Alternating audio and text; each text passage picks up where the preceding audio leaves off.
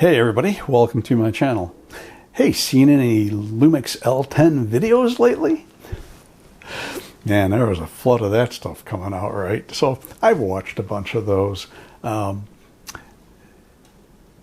am not really interested in that camera. I've kind of sworn off fixed lens compacts, and we'll get to why. I've done videos about this, but what I thought I'd do is just, as a former LX100 Mark II user and a current GX9 user, thought I'd give my thoughts on this camera.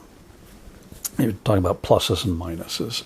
But let's talk about these influencers being flown over to Osaka, being given a camera to use for, what, a day or two, then come back here and do their videos and tell us all the wonderful things about this camera.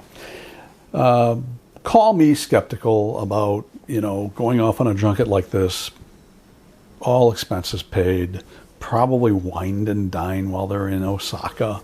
Some really good sushi, I would imagine. But I just think it's kind of a stretch to expect that people are going to be completely upfront about the camera. It's kind of like here in the U.S. when billionaires fly one of our Supreme Court justices to some really cool place, not too far ahead of a decision that they're going to make. We're going to put a stop to that. Anyway, so what I thought I'd do is break this down with some pluses and minuses, and this is not going to be an exhaustive list. Pluses: sensor from the GH7 G9 Mark II, which I guess they call it a 26 megapixel sensor. It is, I think, closer to 25 in those cameras, but in the L10 it is going to be about 20 megapixels if you use the 4:3 aspect ratio. That brings up, they still are using that multi-aspect ratio switch on top of the lens, and if you use any of the other aspect ratios, you're going to have fewer megapixels. And we can get into how that multi-aspect ratio thing works. I already did that in another video, so we'll move on. Phase detect autofocus. Well, that goes with using the G9 Mark II sensor. Good thing, right? And that's definitely a plus. Real-time LUT. I have cameras that do that. I mean, my G9 Mark II and the S5 Mark II did the firmware update. They both can do real-time LUT. I've never used that feature. When I'm shooting video, I just put it into the natural profile and use that. But for people who want to do that, you have it there. Now, minuses. Size. I kind of love how they're calling this a compact camera. It's not a compact camera.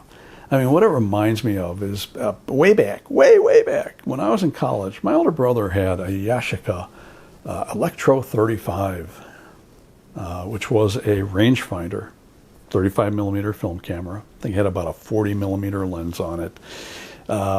It was about the size of the L10 as far as I can see. I mean, the L10 is essentially about the size of the S9 and actually bigger than a Sony A7C.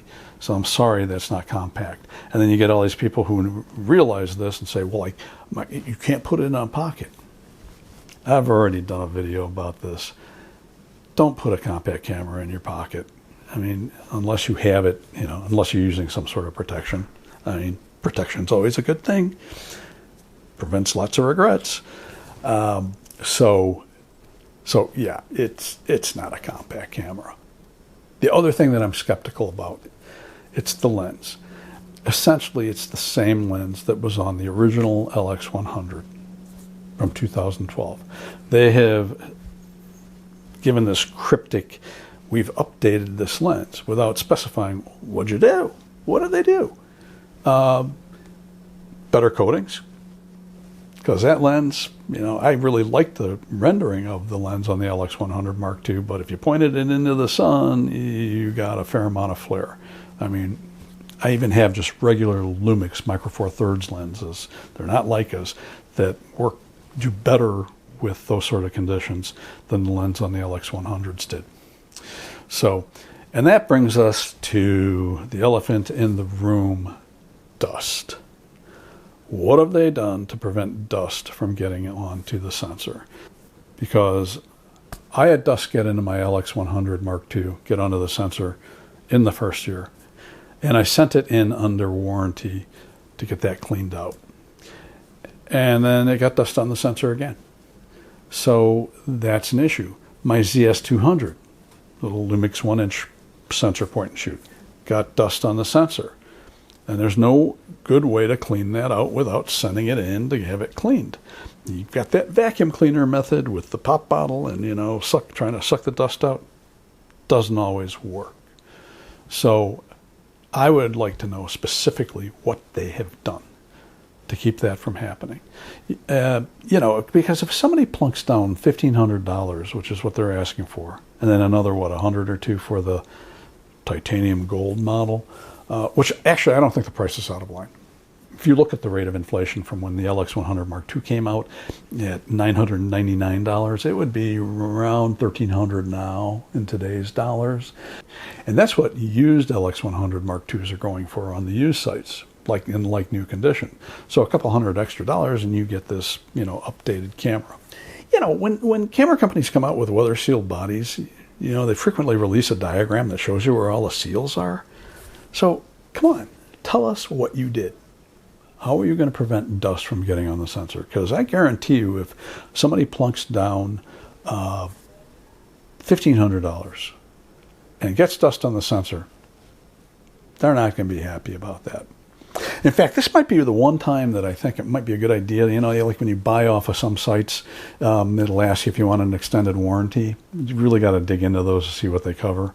But this might be one of the few products that I think buying an extended warranty might not be a bad idea. You just got to make sure it covers dust getting into the sensor. Because most of the time I think buying the extended warranties, especially on electronics, is a waste of money. Because most electronics if they fail, they're going to fail within a month or two. They'll either fail out of the box or they're going to fail within a month or two. It's really weird to have something go, more than that amount of time and then fail much later. Yeah, you might want to think about this. So those are my thoughts. I'm just at the point now where, if it's a choice between a integrated lens, fixed lens camera, I'm going to keep going on with this GX9 for the times when I don't want to carry a whole lot. I can take the lens off and put a different lens on. I can clean the sensor, much less trouble. And in this camera, yes, it's DFD autofocus.